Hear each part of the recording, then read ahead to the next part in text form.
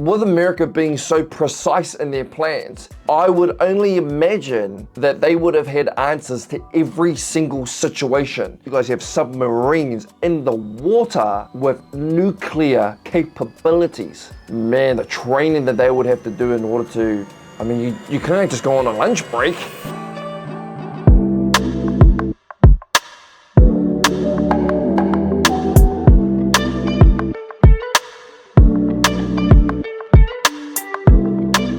Okay, so today, whānau, we are going to be getting back into a bit of military. So today we are checking out how US B-2 bombers strikes inside Iran's Fordow nuclear site. I had tons of comments on my last B-2 video that told me to check out what happened here. You know, I'd read in the news a little bit about America taking out a nuclear site in Iran, how they did it, what it looked like. I have zero clue. So I'm very excited to learn more about this. Obviously, we already know that the B-2 is just next level. The technology, the radar, the bombs, how it all operates is just on a whole nother level. So it would be very cool for me to check out how it all operates or what the plan was around making this a successful mission. Let's dive straight into it.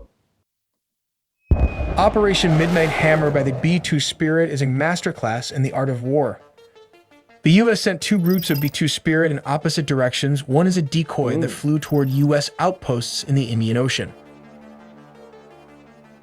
while the main strike package appeared to head east toward Iran. All of this to strike the heavily fortified Fordow nuclear enrichment bunker. This facility is buried deep beneath a thick layer of rock, with its main chamber located approximately 200 meters from the tunnel entrance. The surrounding terrain begins with a gentle slope but becomes steep about 160 meters from the ridge, offering strong natural protection from aerial attacks. Just before the B-2s reached their target, a U.S. nuclear submarine launched a dozen cruise missiles aimed at various nuclear sites in Isfahan. Here's the catch. Reports. Whoa, so America have a ton of bases around the world for them to be closer to their enemies, because obviously America's very far from Iran, as it just showed. You guys have different islands. It said Guam, so I'm guessing America's an ally to Guam, but it said that other island near the Indian Ocean. So, I mean, in the art of war, very, very important. Also, another thing I must mention is deception. So they had some B-2 bombers going this way, and then they had the original ones going towards Iran. I wonder why they did that. Can the radars, you know, as we mentioned before, the B-2s are already pretty much radar proof. Why would they need to do that all the way in their country? Help me answer that. The main attack group, consisting of 7 B-2 bombers armed with massive ordnance penetrator MOP bunker-busting bombs, flew eastward toward Iran. This move was designed to confuse the global flight trackers, news outlets, and even Iranian intelligence, drawing attention away from the real strike. Okay, well, their that mission, answers the question. to strike Iran's most fortified nuclear sites at Fordow, Natanz, and Isfahan. The main force embarked on a grueling 18-hour mission, part of a nearly 37-hour round-trip journey spanning thousands of miles. To keep them airborne, the operation relied on a series of precisely timed mid-air refueling by KC-135 Stratotankers. These refueling missions, conducted in international airspace, were critical to the success of the operation. The bombers crossed into the Middle East via routes over Lebanon, Syria, and Iraq, though it remains unclear whether these nations have been notified. As the B-2s approached Iranian airspace, the mission entered its most critical phase. U.S. forces unleashed a range of electronic warfare tactics and decoys. Fast-moving aircraft and jamming systems were deployed ahead of the bombers, designed to confuse and blind Iranian radar and missile defenses. At the same time, U.S. fighter jets and surveillance aircraft conducted sweeps to detect any potential threats, whether from the air or from surface-to-air missile batteries. Thanks to their...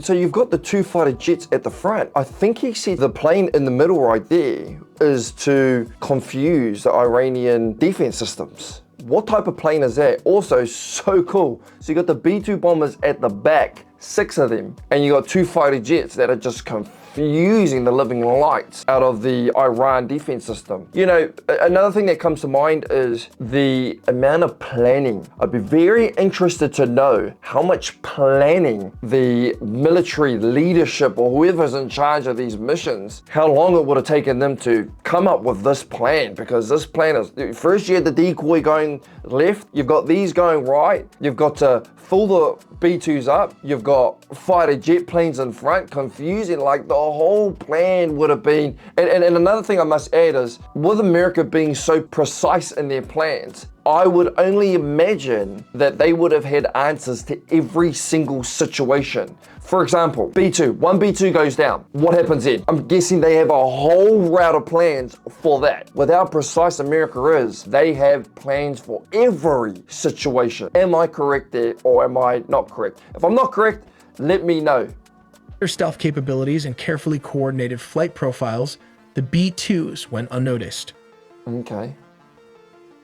This is the Fordo nuclear facility, one of the most heavily fortified and deeply buried sites in Iran's nuclear program. But what exactly makes it so difficult to destroy? Fordo is protected by a complex network of defenses, including 6 tunnel entrances leading into its underground uranium enrichment facility. Wow. The most critical parts of the site, specifically the enrichment infrastructure, are buried deep inside a tunnel approximately 200 meters long, carved directly into the side of a mountain. The main enrichment chamber is believed to sit directly beneath the mountain ridgeline, hidden under a massive layer of rock. From the tunnel entrance to the chamber, the distance spans roughly 200 meters. The terrain itself adds another layer of defense. It starts off with a gentle slope near the tunnel entrances, but becomes significantly steeper about 160 meters from the ridge, providing natural protection. Okay, so you've got the nuclear plant inside a mountain. How does America's intelligence know all of this? How do they know that there's a nuclear plant underneath a mountain? Protection from overhead strikes. And here's where it becomes even more challenging. If the enrichment chamber sits at the same elevation as the tunnel entrances, it's shielded by approximately 40 meters of solid rock when approached from narrow vertical angles, around 25 degrees. A bomb dropped directly from above or even at a 40-degree off-axis angle, as would be typical for a high-altitude strike from a subsonic B-2 bomber, would need to break through up to 40 meters of dense mountain rock to reach its target. And that's crazy. Obviously, I've done a couple of videos on the B-2. Those bombs can penetrate 60 meters. So that was 45 meters from the top of that mountain to where that nuclear facility was, and that thing can reach it. To overcome this, the US deployed 6 B-2 Spirit bombers, each armed with GBU-57 massive ordnance penetrators, deep penetrating bunker buster bombs designed for hardened targets like Fordo. These strikes targeted the mountain ridge directly above the tunnel network and underground enrichment halls, aiming to penetrate the fortified layers and disrupt Iran's nuclear operations. The B-2s also targeted at least 6 of the known tunnel entrances leading into the facility. Post-strike satellite imagery, along with assessments from weapons experts, confirmed that at least 3 of the 4 main entrances sustained significant damage. Large craters were visible near these access points, indicating a direct hit and probable destruction. No way. To the facility's internal. You can see where they penetrated through. There's 1 hole, there's 6 holes, and 3 in each in different areas. That's actual footage. I'm guessing it is. That is insane. Roughly an hour before the B-2s crossed into Iranian airspace, a U.S. Navy submarine launched over 30 cruise missiles targeting the Isfahan nuclear site. A simultaneous attack from sea and air created chaos and stretched Iranian defenses thin, adding another layer of confusion to an already overwhelming assault. At around 6:40 p.m. Eastern Time, 2:10 a.m. in Iran, the lead B-2 bomber released 2 massive ordnance penetrators over the Fordo. Okay, 2:10. So it already mentioned that the flights took up to 18 hours. 2:10 in Iran. Those pilots that are operating these machines, man, must be next level. Man, the training that they would have to do in order to, I mean, you can't just go on a lunch break. Nuclear facility. Over the next 25 minutes, 14 MOP bombs were dropped across Fordo and Natanz, tearing into the reinforced underground complexes. Almost simultaneously, the cruise missiles struck Isfahan with devastating precision, With their mission complete, the B-2s turned back and exited Iranian airspace just as silently as they had arrived. See, that's first thing. Love the planning. America obviously planned, and I mentioned it before, I'm pretty sure their plan is this. This is a successful plan. We're gonna go do this, and this is our mission, and this is the way we're gonna go. We're going forward. But the crazy thing is, you would only expect that if there's one shift, their plans would be just totally different. And they would all be in tune with that next plan. That's what's blown my mind about this mission. Second thing is, you guys have nuclear bombs in submarines. How many submarines do you guys have? So you guys have 20 B-2 bombers. I haven't even gotten into all these other ones. I'm reading a lot of you guys' messages. You guys talk about the Warthog. I've heard you guys say, is it the A-10 Warthog? Is it the Black Hawk?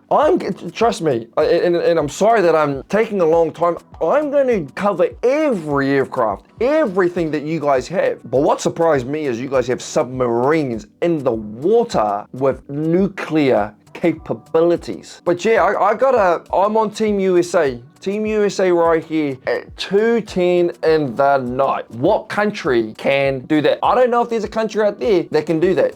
Can other countries do that?